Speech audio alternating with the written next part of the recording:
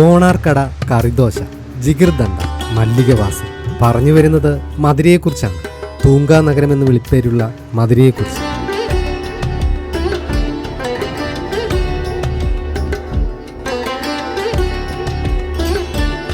ഉറക്കമില്ലാത്ത ഒരു നട്ടപ്പാതിരിക്ക് പെട്ടെന്ന് തോന്നിയൊരു തോന്നലാണ് ചെറിയൊരു യാത്ര പോയാലോ. കയ്യിലാണെങ്കിൽ ദുട്ട് കുറച്ച് കുറവാണ്. എന്നാൽ പിന്നെ ബൈക്ക് ഒഴിവാക്കി യാത്ര ബസ്സിലാക്കാമെന്ന് വിചാരിച്ചു. അങ്ങനെ ഒരു ജോഡി ഡ്രസ്സൊക്കെ എടുത്ത് നേരെ ടൗണിലേക്ക് വെച്ച് പിടിപ്പിച്ചു. നട്ടപ്പാതിരിയാണെന്ന് ഓർക്കണം. സമയം 1 മണി. ടൗണിലെത്തിയപ്പോൾ ആദ്യം മുമ്പിൽ വന്നു പെട്ടത് നമ്മുടെ സ്വന്തം ആനവണ്ടിയാണ്. മധുരയ്ക്കുള്ള സൂപ്പർ ഫാസ്റ്റ്. വണ്ടി കയറി ഒരു സൈഡ് സീറ്റൊക്കെ പിടിച്ചിരുന്ന് ഒറ്റ ഉറക്കം. 5:30 ആയപ്പോൾ മധുര എത്തി. ചെന്നിറങ്ങിയതും ഒരു ചായ പറഞ്ഞു. ചായ കുടിക്കണമെങ്കിൽ കൗണ്ടറിൽ നിന്ന് ടോക്കൺ എടുത്ത് ചായ തട്ടി കൊടുക്കണം. ഇവിടുത്തെ ചായക്ക് ഒരു പ്രത്യേകതയുണ്ട്. ഇവിടുത്തെ കടകളിലൊക്കെ കവർ പാൽ ഉപയോഗിക്കാറ്. പകരം ഫാമിൽ നിന്ന് വരുന്ന നല്ല ഫ്രഷ് പാൽ. അതുകൊണ്ട് തന്നെ ഒരു റിച്ച് ടേസ്റ്റ് കിട്ടും. അളവ് കുറവാണെങ്കിലും കടുപ്പവും മധുരവും ഒരു ലെവൽ കൂടുതലായിരിക്കും.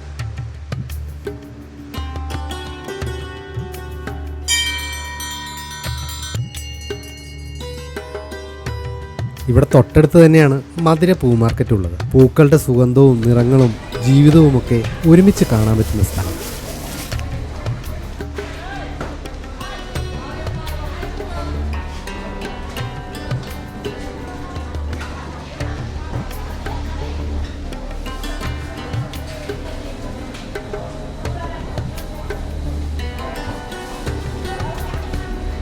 നേരം വെളുത്തു വരുന്നതിന് മുമ്പ് തന്നെ എനിക്കവിടെ എത്താൻ പറ്റി. പൂക്കളൊക്കെ ഹോൾസെയിലായിട്ട് വിൽക്കുന്ന വലിയൊരു മാർക്കറ്റാണ്. പൂക്കൾ മാത്രമായിട്ടും കോർത്ത മാലകളായിട്ടും ഒക്കെ പല രീതിയിൽ കച്ചവടം നടക്കുന്നുണ്ട്. ഇതിൻ്റെ തൊട്ടടുത്തായിട്ടൊരു പച്ചക്കറി മാർക്കറ്റും കൂടിയുണ്ട്. തമിഴിൽ പറഞ്ഞാൽ കായ്കറി മാർക്കറ്റ്. പച്ചക്കറികൾ ഹോൾസെയിലായിട്ടും റീറ്റെയിലായിട്ടും ഒക്കെ വിൽക്കുന്ന വലിയൊരു മാർക്കറ്റാണ്.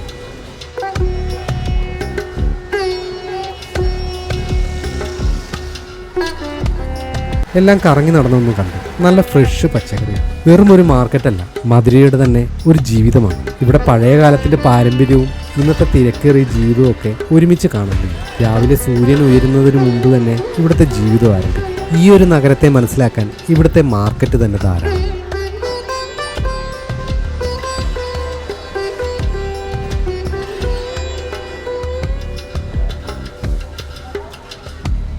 കാഴ്ചകളൊക്കെ കണ്ടു കഴിഞ്ഞ് ഇവിടുന്ന് ഒരു ഷെയർ ഓട്ടോയിൽ നേരെ മീനാക്ഷി ക്ഷേത്രത്തിലേക്ക് പോയി.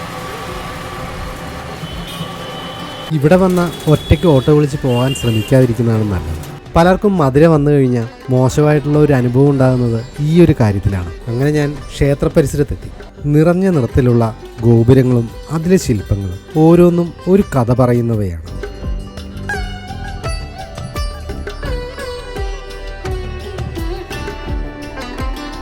ഈ ഒരു ക്ഷേത്രത്തിനുള്ളിൽ കയറുമ്പോൾ ഒരു വേറിട്ട എനർജി ഫീൽ ചെയ്യാൻ പറ്റും. അകത്ത് വീഡിയോസ് ഒന്നും ഷൂട്ട് ചെയ്യാനായിട്ടുള്ള അനുവാദമില്ല. അതുകൊണ്ട് തന്നെ ഒന്നും പകർത്താനും നിന്നില്ല. ഇന്ത്യയിലെ ഏറ്റവും പഴക്കമുള്ള നഗരങ്ങളിലൊന്നാണ് മധുര. ആയിരക്കണക്കിന് വർഷങ്ങളായി സംസ്കാരത്തിനും വിശ്വാസത്തിനുമൊക്കെ വലിയ മാറ്റങ്ങൾ സംഭവിച്ചിട്ടില്ലാത്ത ഒരു നഗരം. പാണ്ഡ്യ രാജവംശത്തിൻ്റെ തലസ്ഥാനമായിരുന്ന നഗരമാണ്. ചൂടും തിരക്കും ശബ്ദവും എല്ലാം ഉണ്ടെങ്കിലും ഇതിൻ്റെ ഉള്ളിൽ ഒരു പീസ്ഫുൾ ഫീലിംഗ്.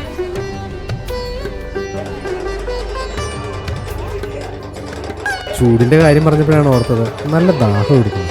മധുരയിലെത്തുമ്പോൾ ഒരിക്കലും മിസ് ചെയ്യാൻ പാടില്ലാത്ത മധുരയുടെ തന്നെ സിഗ്നേച്ചർ ഡ്രിങ്ക് ആയിട്ടുള്ള ജിഗിർദണ്ഡ. ഇവിടെ വരുമ്പോൾ ഇതൊരിക്കലെങ്കിലും കുടിക്കാതെ പോകരുത്.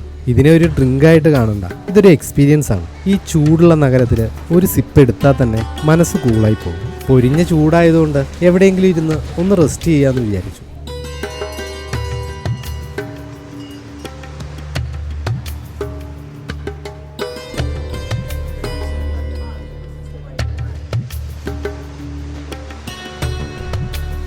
ഒരു 4 മണിയൊക്കെ ആയപ്പോൾ ക്ഷേത്ര പരിസരത്തു കൂടി ഒന്നുകൂടി നടന്നു. അങ്ങനെ കാഴ്ചകളൊക്കെ കണ്ടു നടന്നപ്പോൾ പണ്ടെപ്പോഴും കേട്ട് മറന്ന ഒരു ബ്രാൻഡിൻ്റെ ഔട്ട്ലെറ്റ് കാണും. നരസൂർ കോഫി. പണ്ട് ദൂരദർശൻ പരിപാടിയിൽ കേട്ട് മറന്ന ഒരു പേരാണ്.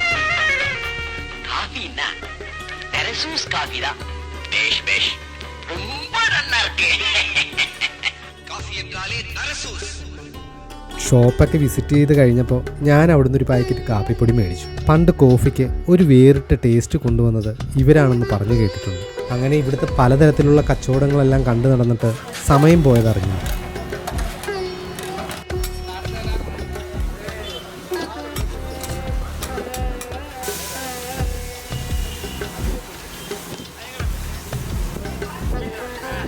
വൈകുന്നേരത്തെ ഫുഡ് ഇവിടുത്തെ ഒരു ഫേമസ് ആയിട്ടുള്ള കോണാർ കടയിൽ നിന്നാണെന്ന് വിചാരിച്ചു. മധുരയുടെ സിഗ്നേച്ചർ ആയിട്ടുള്ള നോൺ വെജ് ഡിഷാണ് കറിദോശ. ഇത് ഒരു സാധാരണ ദോശയല്ല. ഇതിൻ്റെ ബോട്ടം ആണെന്നുണ്ടെങ്കിൽ ക്രിസ്പി ആയിട്ടുള്ളൊരു ദോശയാണ്. ഇതിൻ്റെ മിഡിൽ ഭാഗത്ത് സ്പൈസി ആയിട്ടുള്ള മട്ടൻ മസാലയോ അല്ലെങ്കിൽ ചിക്കൻ മസാലയോ ഇതിലേത് വേണമെങ്കിലും ചൂസ് ചെയ്യാം. ഇതിൻ്റെ ഏറ്റവും ടോപ്പ് ലെയർ എഗ് ലെയർ ആയിരിക്കും. ടോട്ടലി നോക്കുമ്പോൾ ക്രിസ്പിയും ജ്യൂസിയും ഒക്കെ ആയിട്ടുള്ള ഒരു സ്പൈസി കോംബോയാണ്. മധുരയിലെത്തുമ്പോൾ ഭക്ഷണം തന്നെയാണ് മെയിൻ ഹൈലൈറ്റ്. അങ്ങനെ ഫുഡെല്ലാം കഴിച്ചു കഴിഞ്ഞിട്ട് നേരെ വീണ്ടും ക്ഷേത്ര പരിസരത്തെത്തി. ഇവിടുത്തെ കടകളൊക്കെ അടയ്ക്കുന്നത് വരെ വെറുതെ തെക്ക് വടക്ക് നടന്നു. രാത്രി 1 മണിയൊക്കെ ആയപ്പോൾ നേരെ ബസ് സ്റ്റാൻഡിലെത്തി നാട്ടിലേക്ക് വണ്ടി കയറി. എൻ്റെ ഒരു ദിവസത്തെ മധുര യാത്രയുടെ വിശേഷങ്ങളാണ് ഈ ഒരു വീഡിയോ. ഇതിനെല്ലാം കൂടി എനിക്ക് യാത്രാ ചിലവായിട്ട് വന്നത് 1000 രൂപയ്ക്ക് താഴെയാണ്. ഒരിക്കലെങ്കിലും ജീവിതത്തിൽ കാണേണ്ട ഒരു നഗരം.